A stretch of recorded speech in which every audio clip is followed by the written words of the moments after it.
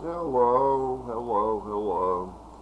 I've got some valuable information for anybody that drives a motor vehicle that must do the wicked, evil drive cycle safety inspection test once a year for their auto, their car, their pickup van, whatever it may be, gasoline vehicles, and how to get them to pass. All of you know about your lights on your vehicle. You know about that has to work. The horn, the wiper blades have to be good on your vehicle, all that. But about why that they will fail. Now if you've got a check engine light or service engine sun light on your instrument cluster, it's not going to pass like that, people. And also, you cannot turn off, you can disconnect your battery ground and then connect it back up after 2 or 3 minutes, and it'll make the check engine light disappear for a while until you drive about 2 or 3 blocks. Some it takes a little longer, but it still won't pass, and I'll tell you why. Because, see, anytime you erase your ECM so that your check engine light will go off, you're also erasing your ready monitors in your ECM. And if your ready monitors are not complete, no car or no vehicle would pass a state inspection. Okay, so you're wasting your time. Because I see people repeatedly, they will come in, and none of the ready monitors will be set. They won't have a check engine light on, but none of the ready monitors will be set. And, Nick, the owner that does the inspections, he'll say, did you change your battery recently or disconnect your battery? He'll ask them, and they'll go, oh, no, no, no. See, we know that they're lying out their teeth. Because if the ready monitors, none of them were set, we know they tried to get rid of a check engine light. We know that right away. Or I know that. I don't work there, but I know that just because, I made 67, and I was forced to learn about these electronic control modules and all this bogus shit. I went and took a short college course that was 6 weeks long back in 1998 because I thought, yeah, we're going to have to learn this evil garbage being that it exists. And that's all it is. It's evil garbage. Y'all should watch my video. It's called Older Cars Were Better. None of the crap is necessary on any vehicle at all, okay? It was done that way to make money off people. That's all it is. But you have to play along with their game, people. You have to play along with their game, and there's no way around it. If you have a vehicle that it is not yet 25 years of age, you're going to have to play their emissions game. You have no choice. See, once a vehicle is 25, at least in the state of Texas, it's emissions exempt. So the check engine light can be on if a vehicle is 25 years old. They still have to pass your safety inspection because it's become exempt from emissions. Okay? But I'm going to tell y'all how to do a reset for your drive cycle monitors, your IM they call it, which is immediate monitors in your ECM. And I'm going to tell you about a pending code and an active code. Okay, an active code will make your check engine light come on. A pending code, your engine light will not come on yet. but it will still fail an inspection because a pending code can make you fail inspection, and so can an active code.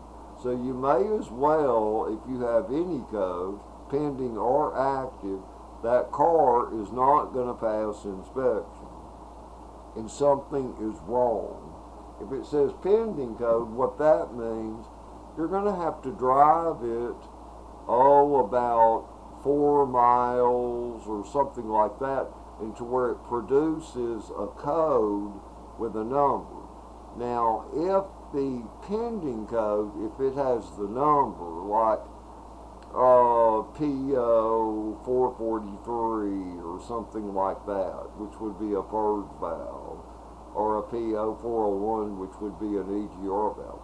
Okay, if it's got a code by it, go ahead and fix the damn problem, whatever that code pertains to. Look up the code on the internet for your car's make and year and engine size, and then type in like PO 443 code. Okay, whatever it lists, you may as well fix it, because it's just going to keep rehappening. You know, there's no way around it. Okay, now, and if one has a pending code, you're never going to get your drive cycle complete. Like if you go to have your vehicle inspected, you know, somewhere that does state inspections or whatever, and they say, go drive it 50 miles, but they pull that shit, that's just a stupid line of crap is all that is, when they tell you, go drive it 50 miles and then come back. Bogus, bogus, bogus. Look at them and ask them, say, hey, is there a pending code showing? Is there a pending code showing? If they won't answer you, find out for yourself, because as long as there's a pending code or an active code, you can drive 3,000 miles and those monitors are not going to reset in that electronic control module, people. When any pending codes or active codes are gone, then you do your drive cycle after that. But you can't have a pending code or an active code and do a drive cycle. You're going to be wasting your time if you try to do that, because it means something is wrong.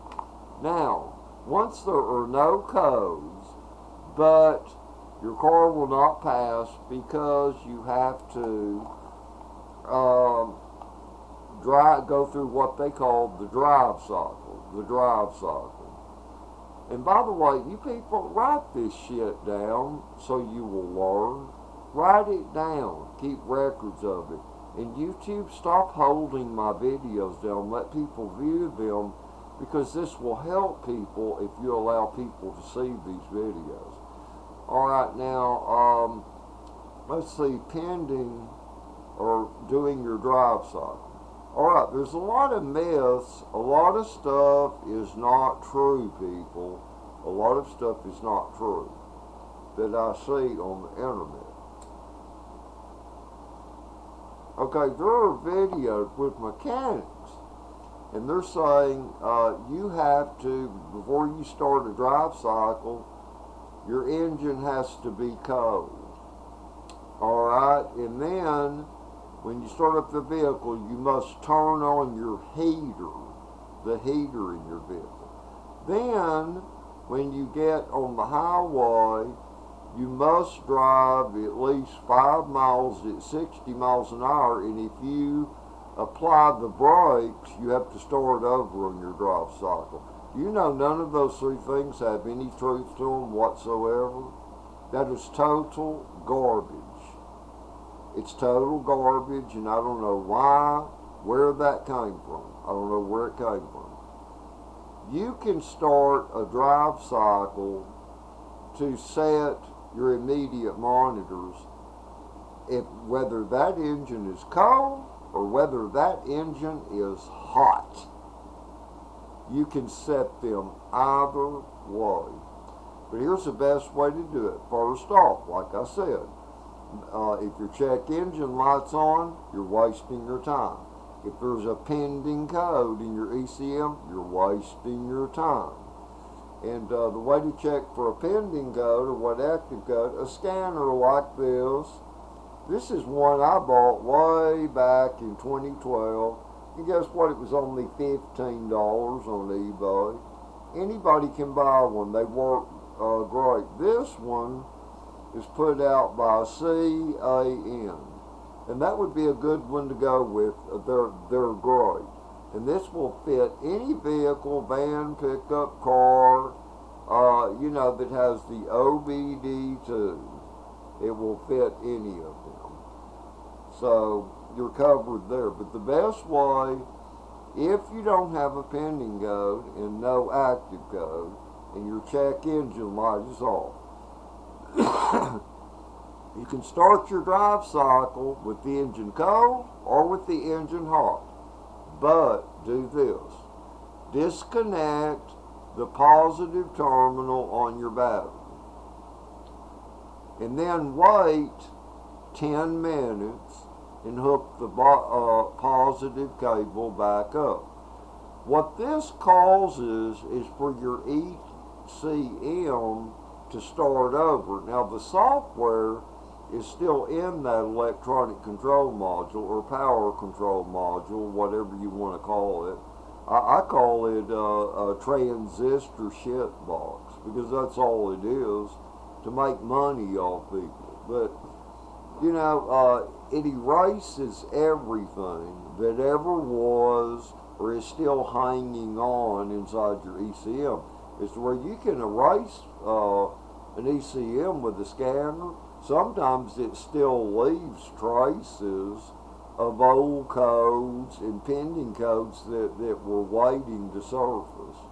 So just disconnect your battery for 10 minutes and then hook it back up. And it doesn't matter if your engine is cold or if it's hot. Okay, now here's what you do. Alright, start out driving it from corner to corner, pull up to stop signs. Still got a cold. Okay, and drive it the way you would normally drive it. Don't drive radical, don't do crazy stunts or whatever. And it doesn't matter if it goes through all of the transmission gears, that doesn't matter. Okay, and do that for about a 2-mile length. Just stop and go for about a 2-mile length. Keep it at between 30 and 40 miles an hour. Then get on a highway and get it up to between 50 and 60 miles, or you can go ahead and run it at 70 miles an hour if that's your regular way. But if you're a slow driver like I am, you only need to get it up to 50 miles an hour, 55 miles an hour. Drive it for about 2 miles. About 2 miles. At that speed. And if you have to apply the brakes, you can. The myth that if you apply the brakes, it voids the drive cycle. No, it doesn't. No, it doesn't. No, it doesn't. Okay, see, that's an untrue myth, like the other 2 untrue myths I told you about. And then go back and drive another stretch of about a mile, stop and go. And then go back and drive about another mile or 2 miles, going 50 miles or above. Okay, so what you've done so far is 2 miles, 3 miles, 4 miles, 5 miles, right at 6 miles. And do you know, if there's no pending codes or codes, all of the IM ready monitors will reset. Did you know that, people? And also, any vehicle that was made after 2001, you're allowed one not ready in the system. Like, if you go through a drive cycle and everything, when you, on your scanner, under the IM section of your scanner, if it's got EGR ready, everything ready in the list, there's about 6 ready codes in there. Of different things. If one of them, like the eval or the catalyst, isn't ready, it's okay. As long as there's only one on vehicles that are 2000, um, go back as far as 2002, 2001, around there. You know, before 2001, you were allowed two not readies. But as far back as 2001, you're allowed one not ready. So if you have one not ready, you're going to be okay and you can pass inspection, okay? But that's how you do it. And it's actually simple. You know, it's just, you know, your ready codes, they must all say yes, yes, you know, or they're completed, you know, whatever. EVAP, canister, EGR, you know, the list of them, they have to be ready. Um, but, like I say again, and know this very well, if there's any pending codes or codes present, driving like these gas stations do, go drive it 50 miles and come back. That is,